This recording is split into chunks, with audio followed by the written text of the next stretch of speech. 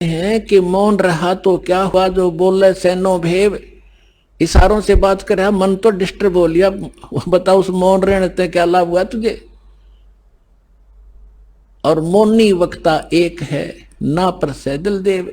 परमात्मा के पाने के लिए ये आडंबर केवल बकवाद मात्र है आपकी, इनसे ये भगवान ही मिले। और ये भोली आत्मा इन्हीं से प्रसन्न होते हैं। बाबा जी भाई 41 दिन में, और फिर 41वें दिन उसने वो व्रत खोलना था, समागम हो गया, हजारों आदमी इकट्ठे हो गए, लाखों रुपये उसने मिल गए, हो गया उसका काम पूरा। वो भी पार और चेले भी पार। दोनों गधे बनेंगे इकट्ठे।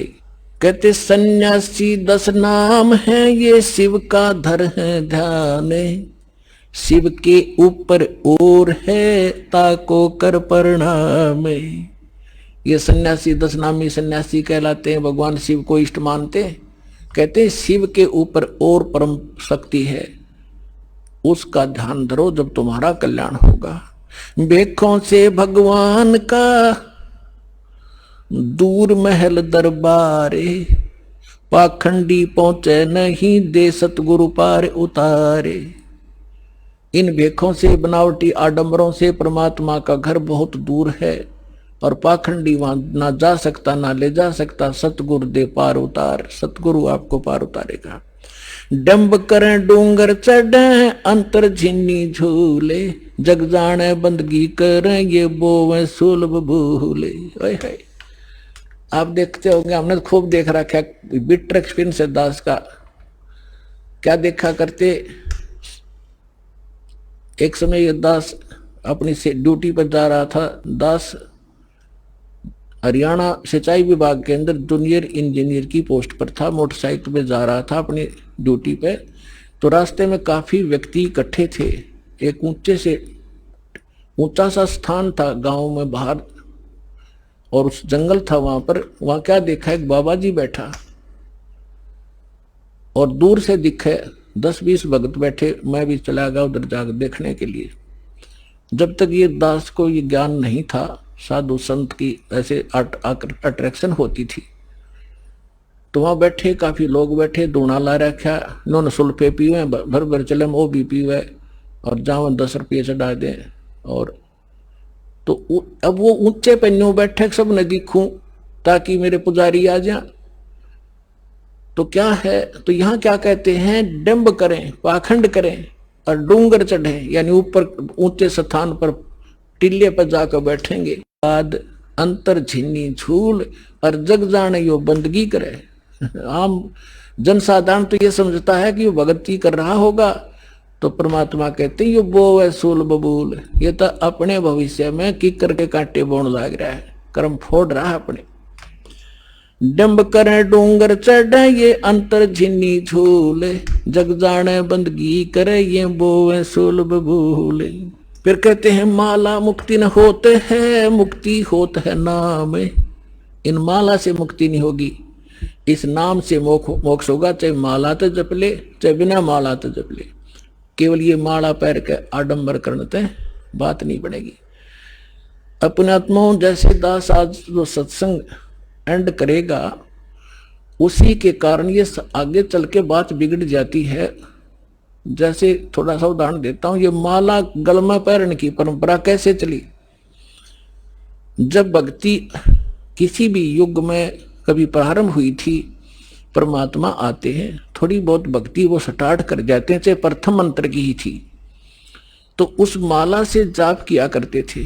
तो पहले क्या करते थे, जे कपड़े वस्त्र इसे होते नहीं थे, माला से जाप किया और माला को आदर के साथ गले में डाल लिया करते। वो लोग दिखावा नहीं था, वो सिर्फ अपना सुरक्षित स्थान और आदरणीय स्थान सीने से लटकी रहती थी, और जब उसकी आवश्यकता पड़ती उसको जब जाप कर लिया करते थे।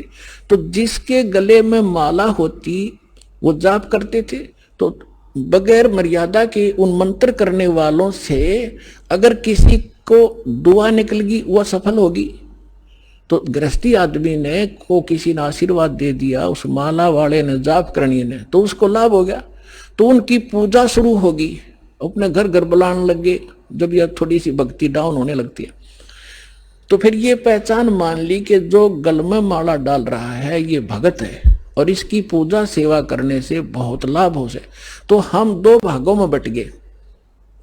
तो जो माला डालने दिखता उसको हम भगत और संत मान लेते, उसकी सेवा करते, चरण धोते और उससे थोड़ा बहुत लाभ उसको मिल जाता। अब कैसे? वो तो ऐसा था जैसे एक किसी ने अपने टायर में हवा भर रखी है और उसमें से लाकर दूसरी ट्यूबर दूसरे के टायर में डालता रहे, तो थोड़ी बहुत आ जाएगी, उसका भी काम ना चले पूरा और उसकी खत्म हो जाएगी। तो ऐसे बात बिगड़ती चली गई। तो ऐसे हम इन नकलियों को जो गल में माला डाला करते, प्रारंभ में तो ये भगत थे, फिर मर्यादाहीन होने से अपनी संग्रहित कमाई को यहीं डिस्ट्रॉय कर जाया करते थे और दोनों यहीं के यहीं रह जाते थे।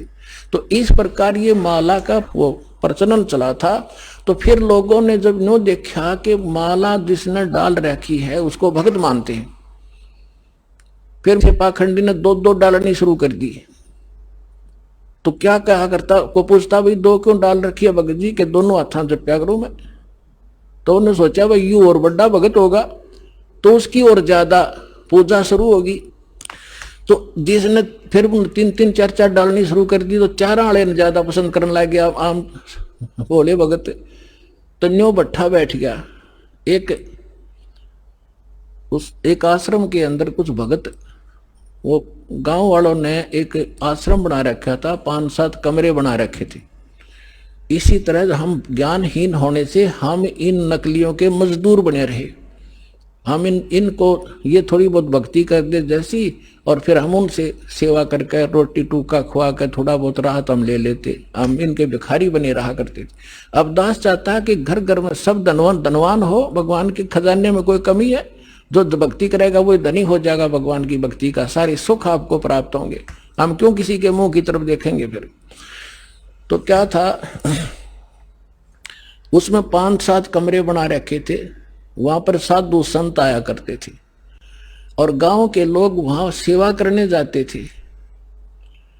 तो वो क्या किसकी सेवा करा करते? जो ज्यादा भजन करता दिखे।